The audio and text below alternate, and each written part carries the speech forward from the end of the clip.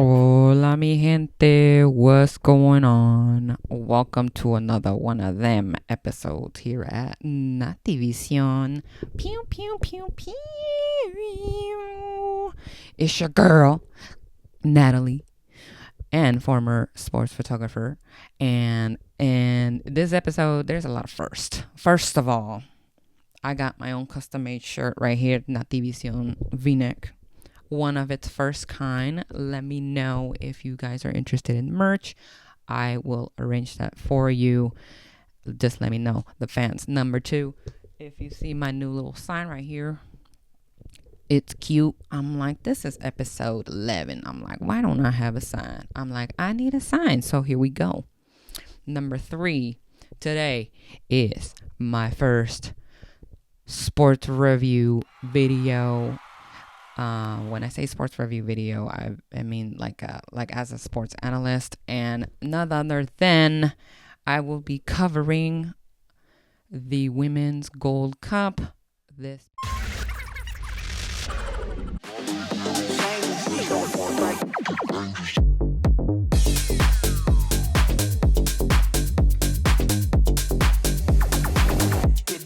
I figured, I'm like, what other sport to cover than the women's soccer, because I feel like not enough people are talking about it or caring about it, so why not do it myself? So we are going to cover the one, the only, the USA versus Brazil in the final. So there's a lot of things going on here. So this was at San Diego with over 30,000 fans in the stand. USA took down Brazil 1-0 with the captain Lindsey Horan scoring the header and only goal of this tournament in the 46th minute. And my question is the USA back? Was this a answer to the embarrassing performance in the 2023 World Cup, exiting very early in the stages? So a couple things. The overall performance, all in all, the USA was just okay. When I say just okay, I agree with Carly Lloyd's, I'm not going to say harsh comment, but it's true. She said they are no longer scared of the USA team. I can kind of agree. When I mean kind of, they still have their mindset. You know, after all, they did win. So that is that. On paper, the USA women's national team, their roster is scary on paper because 95% of those girls are two-time world champions. Okay, not one, but two-time world champions, and or went to the previous World Cup 2023 and have at least World Cup experience. So that is why on paper they should have destroyed the tournament. But it almost seems like the veterans were struggling, which is very interesting to me. And there was a couple breakthrough stars here. We're going to name Jaden Shaw with 4 goals. So Jaden Shaw is this 19-year-old USA forward and very impressive.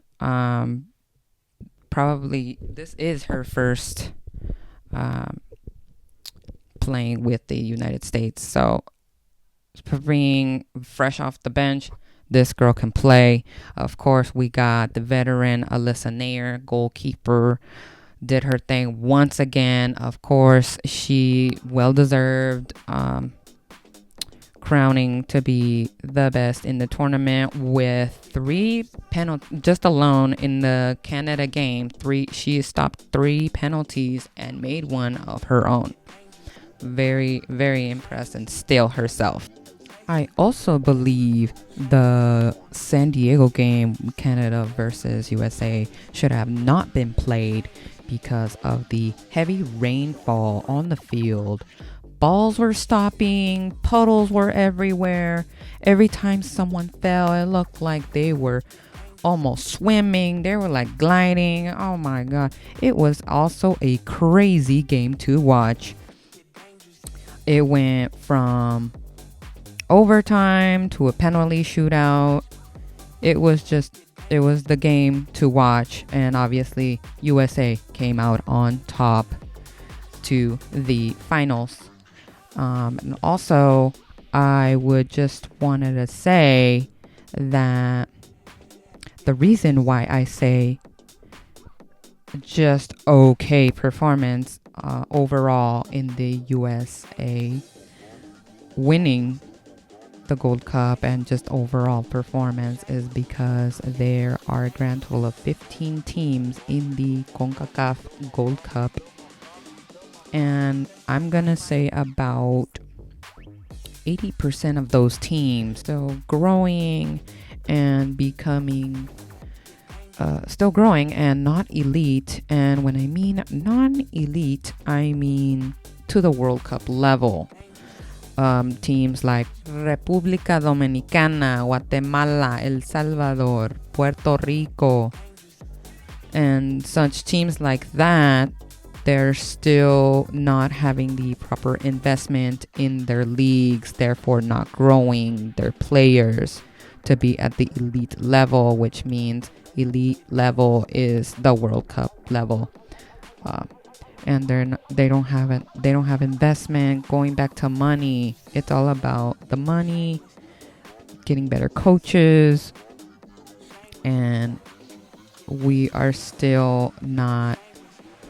We're almost getting there. We're progressing, but that's why I say the U.S. is okay, because the U.S. can come out on top of these growing teams. Like I said, 80% of them are still growing. So I'm not discrediting the other teams, but when you compare yourself to a very elite team such as the United States and Canada and Brazil and now Mexico, yeah, the US is gonna win the CONCACAF Gold Cup. Yes, the USA is going to win the first CONCACAF because they winning is winning. They at the end of the day they won. It was an okay game, the final, but they at the end of the day they know how to win in big games and big stages, and that's why they came out on top. And overall, the US really did dominate with most ball possession, with good defense, only allowing 4 goals against them, not including the penalty shootout. The only exception was the Mexico game to be their only loss. So moving forward, Emma Hayes is taking over the new coaching position coming up in the Summer Olympics in Paris with only 12 teams going. USA is one of them. And this is why I say the US better be having more changes and better understanding of each other, because it's gonna be a bloodbath. And teams like Spain that recently won the World Cup, teams like in France, they're all monsters, and they are ready to take on the USA. And so the USA better just change their game. Hopefully the Gold Cup win establishes more momentum in the future games, and excited to see what else is in store for them. And all in all, Brazil obviously held their own. Their defense was solid, only giving up 1 goal, which was the game-winning goal. I give it up to Brazil and their strength to those girls. A lot of talent in there as well. But surprisingly, I want to talk about the most surprising, maybe Cinderella story of the tournament has got to be Mexico, with a huge win over the Team USA. winning 2-0. That has to be a huge boost ego and confidence on those Mexican girls. That Mexico team is rising really fast, and this is your result when a team, let's talk about it, when you finally invest in a team over the past decade, this is what you're gonna get. Obviously better results.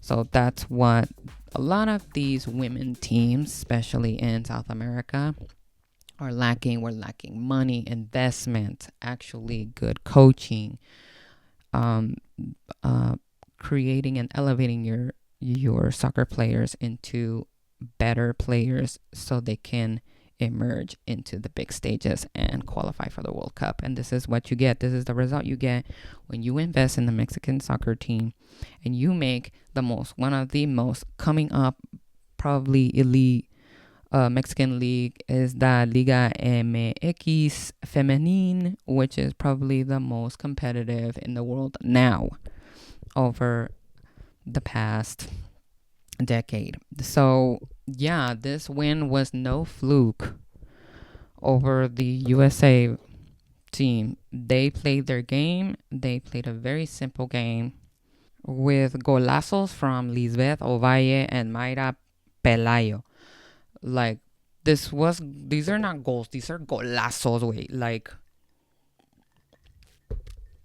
I need to take a sip. Like these are also huge breakout stars as well, with both forwards, Alexa Delgado.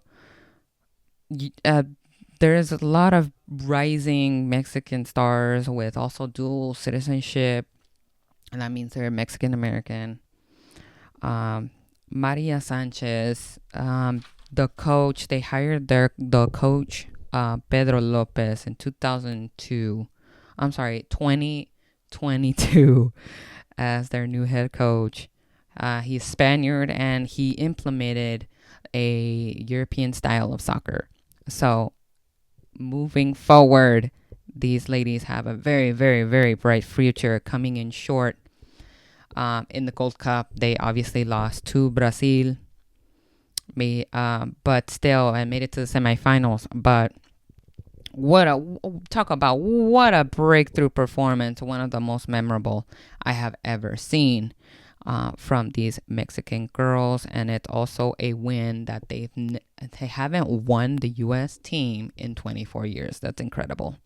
So I am looking forward to their future and watching them play much more games and watching them grow. And this is a testament of when you invest in women's sports. Hey, it's coming up on the rising. We're on the rise. Okay, remember who runs the world, baby? Women. Okay. With also other teams that have been more successful recently, it's got to be Colombia with Linda Casedo. Like, again, so many rising talents, so many rising in the women's soccer. I can't wait to see the Olympics and the next World Cup. Yes, the world is catching up, but this is what you get when you finally invest in women's sports. And yes, we do actually watch women's sports. Okay, we just don't broadcast them. So let's get it together. I'm loving the new. Now we're broadcasting women's basketball, the NWSL. Finally, like we're getting more views, so we're getting there. Okay, uh, I'm glad I got to see it in my lifetime because it sure wasn't like that even in the past 5 years. So we're coming up. We're coming up. What a time to be a woman, right? All right. And that's all I got for today in this episode. Click like, click share, comment, subscribe, tell your friends. Let me know what else, what other topic you'd like me to cover. This is also, fun fact, one of my lifelong dreams to become a sports analyst someday. So why not make my own? Create your own. Here I am, making my debut. What do you guys think? Let me know. Let me know. Thank you for watching. Nati out.